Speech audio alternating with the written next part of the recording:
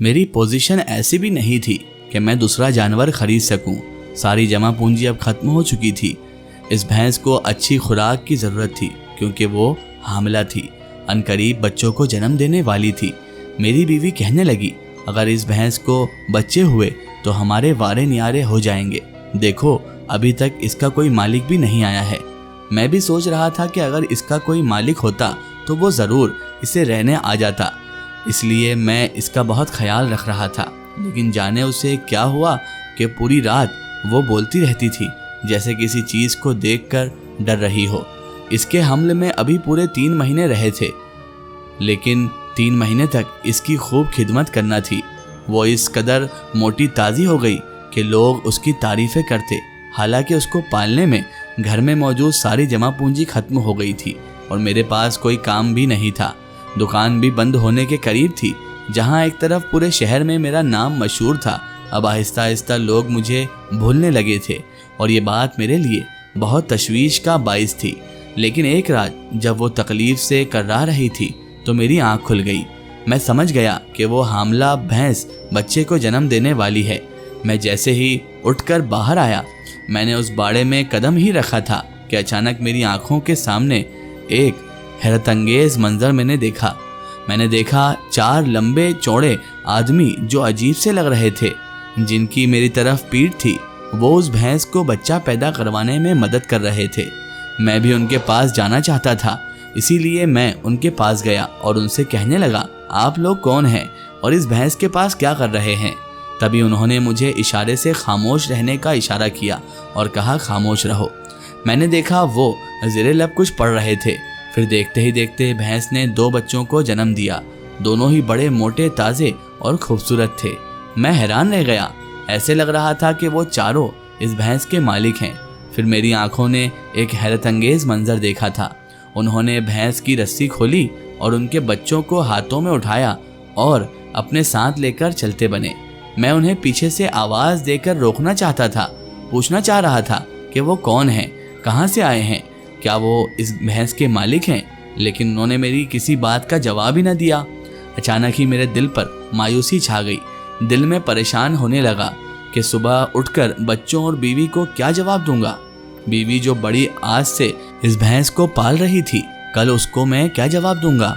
उसके बच्चे होंगे, यही सोचकर वो आस लगाए इसे पाल रही थी। हमें फ़ायदा हासिल होगा, भैंस दूध भी देना शुरू कर देगी। लेकिन अब मैं इस भैंस समेत इसके बच्चों से भी महरूम हो गया था। सुबह जैसे ही बीवी की आंख खुली तो उसने भैंस को गायब देखा। उसने झिंझोड़ कर मुझे उठाया था और कहने लगी, उठ जाइए, कुछ मालूम भी है, भैंस को न जाने कौन ले गया है।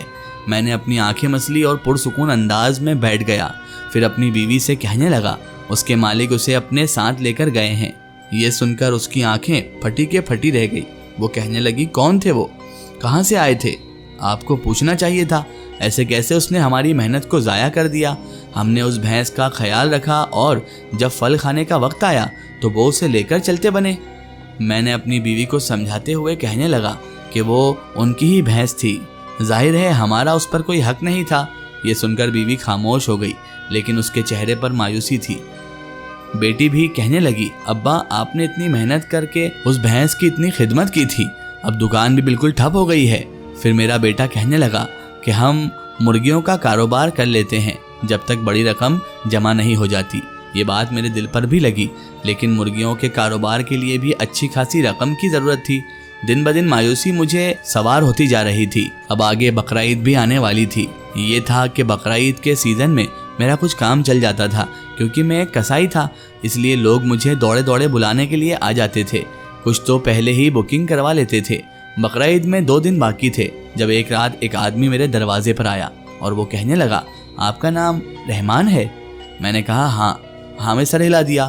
तो कहने लगा, आप ही कसाई हैं ना, मुझे आपसे एक ज़रूरी काम है। दरअसल हमारी बस्ती में दूसरे ईद को बड़ी इज्तिमाई कुर्बानी है। अगर आप वहाँ आ सकें तो पूरा दिन काम करना होगा, लेकिन आपको उजरत बहुत अच्छी दिलाई जाएगी।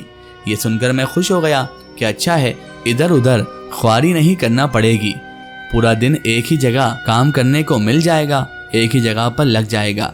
यूं मैंने उससे बात पक्की कर ली थी। फिर पहला दिन तो कोई ख़ास काम ना मिला।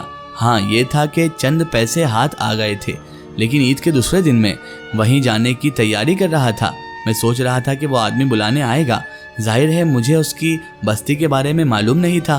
फिर जैसे ही सुबह सवेरे 6 बजे अचानक ही दरवाज़ा बजने लगा। मैंने देखा वो नकाब पोश आदमी दरवाजे पर खड़ा था। वो मुझे अपने साथ लेकर चलता बना। मैंने अपनी बीवी और बेटी से कह दिया था कि मैं शाम को आऊँगा, घर में इंतज़ार ना करना। यूँ अल्लाह का नाम लेकर मैं उसके साथ चल पड़ा। वो अजीब रास्ते पर लेकर जा रहा था। एक सुनसान बियाबान सा रास्ता था। यहाँ से मेरा अक्सर कभी कभार ही गुजर होता था जब मैं मंडी जानवर खरीदने जाता था। लेकिन मैं हैरान था कि ये मुझे किस बस्ती में लेकर जा रहा है। मैं बार बार उससे पूछता कि तुम कहाँ जा रहे हो मुझे लिए, लेकिन वो कहता है कि बस थोड़ा सा सफ़र बाकी है।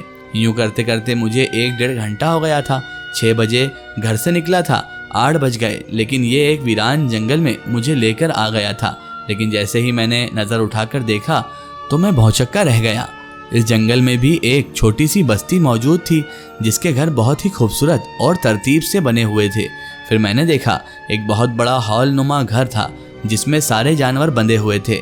इस बस्ती के लोगों ने खूबसूरत लिबास पहन रखे थे, जैसे वो सब मेरे आने का इंतज़ार ही कर रहे हों। तभी वो एक आदमी के पास लेकर मुझे गया और कहने लगा, यही वो कसाई हैं जिसके बारे में मैंने आपको बताया था। अब मुझे थोड़ी घबराहट हो रही थी। वो मुझे सर से पांव तक यूं देख रहा था जैसे मुझे पहले से जानता है, हालांकि मैं उस बस्ती के किसी भी आदमी को पहले से नहीं जानता था। फिर वो कहने लगा, ठीक है, तुम अपना काम शुरू करो। अपने माहिर हाथों का इस्तेमाल करते हुए अपना हुनर हमें दिखाओ। देखो, यहाँ हमारे बारे में सारे जानवर मौजूद हैं, लेकिन जो ज़िबा करने वाले जानवर हैं वो एक तरफ हैं और बाकी जानवर हमारे पाले हुए हैं, इसलिए तुमने इनका ख़ास ख्याल रखना है। मैंने हाँ में सर हिला दिया और बिस्मिल्लाह पढ़कर अपने काम का आगाज़ कर दिया। जल्दी जल्दी जानवर ज़िबा करके उनका गोश्त बनाने की तैयारी कर रहा था, क्योंकि मैंने देखा उस बस्ती के लोग अच्छे खासे अमीर थे। जैसे जैसे मैं गोश्त बना रहा था वैसे वैसे वो लोग गोश्त को पका रहे थे। बड़ी बड़ी देगों में उस गोश्त की खुशबू आ रही थी। चारों तरफ अब खुशबू फैल चुकी थी, लेकिन दर हकीकत मैं बहुत थक चुका था, क्योंकि मैंने ज़िंदगी में कभी एक दिन में इतना ज़्यादा काम नहीं किया था। अभी मैं थक हार कर बैठा ही था कि अचानक ही मेरे पैरों तले से ज़मीन निकल गई जब मैंने सामने बाड़े में नज़र घुमाई, क्योंकि सामने बाड़े में खड़ी मैंने उस भैंस को देखा जिसे 6 महीने तक मैंने खुद अपने हाथों से पाल पोस कर ज़िंदगी की तरफ लौटाया था। क्योंकि वो भैंस जब मेरे पास आई थी तो वो बहुत बीमार थी, लेकिन आज उसे यहाँ खड़ा देखकर मुझे बहुत खुशी हुई। लेकिन मैं हैरान था, तो क्या वो भैंस इन्हीं लोगों की थी जो गलती से हमारी तरफ आ गई थी? अब मैंने देखा वो बार बार मेरी तरफ देख रही थी। ऐसे लग रहा था जैसे वो मुझे पहचान गई हो। तभी अचानक मुझे वो 4 फर्द भी दिखाई दिए जो उस रात भैंस के तबेले में मौजूद थे। इसकी आएगी स्टोरी हम देखेंगे इसके अगले पार्ट में।